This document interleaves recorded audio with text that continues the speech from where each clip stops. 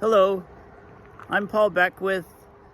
I'm just about 3 kilometers east of Schreiber, Ontario on Highway 17.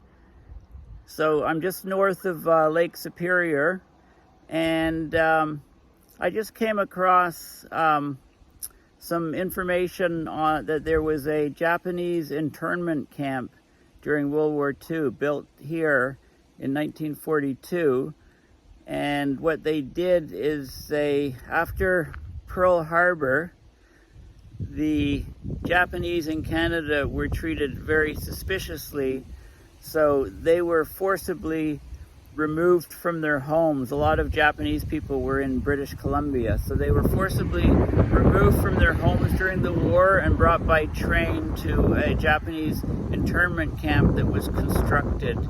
And I'm not sure, 100% sure I'm in the right location, but there's a road off the main highway here, and there's some structures in the background there. And if you go further down towards the lake, there's a lot of there's a couple of structures, a couple of buildings there, but there's also signs on Google Earth of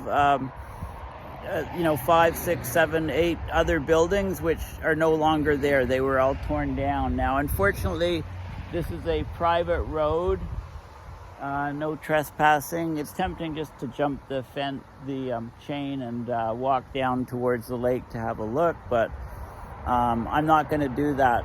I'll investigate a bit further and try to confirm if the site where I actually am is a Japanese internment camp. So they would have brought, they pulled people from their homes in British Columbia and across Canada, Japanese Canadians, and they interned them during the war after 42, after the attack, the Pearl Harbor attack on the U.S.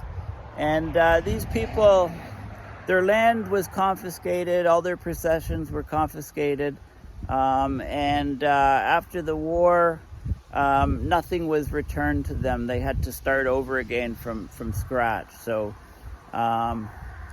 this is, Canada seems to like to hide its, more sordid parts of history, as you know, with the First Nations unmarked graves and with, the Japanese internment during World War II. I mean, who knows, these people could have been monitored or something, but they were basically removed from their homes and everything was taken from them, and they were shipped to internment camps for the duration of the war after Pearl Harbor, so 1942 to 1945.